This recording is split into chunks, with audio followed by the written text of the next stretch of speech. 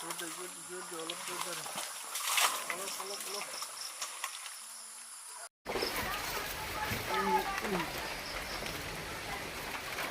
মেল হাতী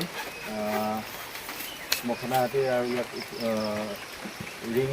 মানে R12 সোমাই গৈছে কুঁৱা মাটি কুঁৱা আছিলে আৰু ইয়াত উঠোৱা যাব আৰু বাবা এতিয়া জেচিবি মাতিছোঁ জেচিবি মতাৰ তাৰপিছত তাকো উঠোৱা যাব আৰু বহুত ডাঙৰ হাতী আৰু কঁঠাল খাবলৈ আহিছিলে ওচৰত কঁঠাল আছে গতিকে এনেকুৱা কুঁৱাবিলাক মই চৰকাৰক অনুৰোধ কৰিছোঁ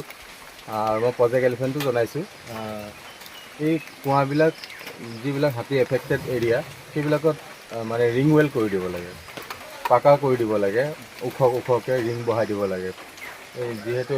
এলিফেণ্ট এফেক্টেড এৰিয়া হয় এনেকুৱা যিবিলাক জেগা আছে অতি সোনকালে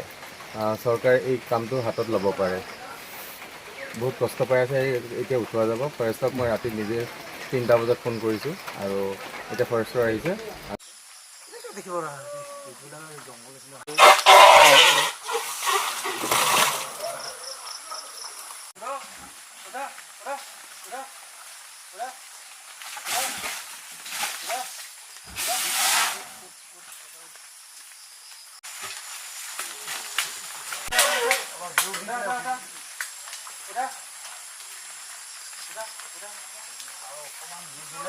অলপ সময় আছে আৰু অকণমান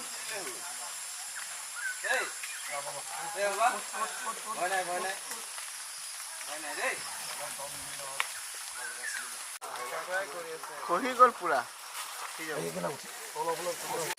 এতিয়া উঠোৱা ব্যৱস্থা কৰি আছোঁ ই অলপ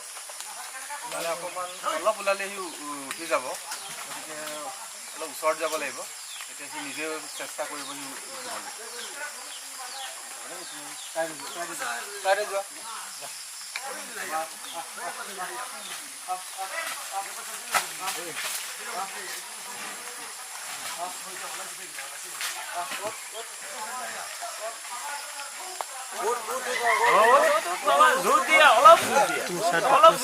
যোৱা চাইড দিয়া তুমি অলপ চাইড দিয়া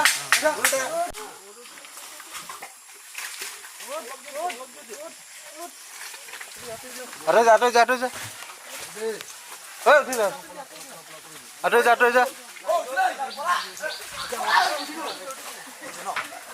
বাবা যা যা ফলো যা যা যা ওই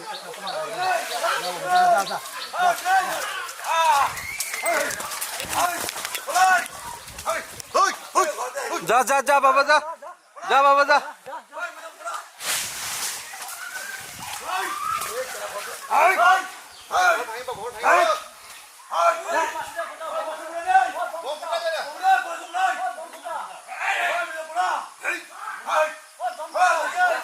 যা বাবা যা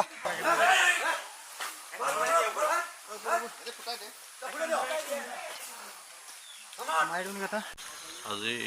ঠিক 3:15 বজাত পুলি বাগানৰ এটা হাতী কুঁৱাত সোমাইছিলে এই দুলু বৰাৰ খবৰ ভিত্তিত আমি গ'লোঁ গৈ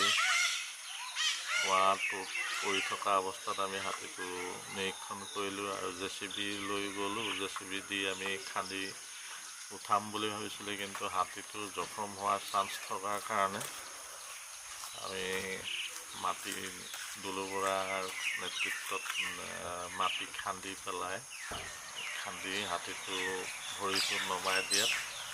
বহুত সময় যুঁজাৰ পিছত হাতীটো নিজে উঠি যাবলৈ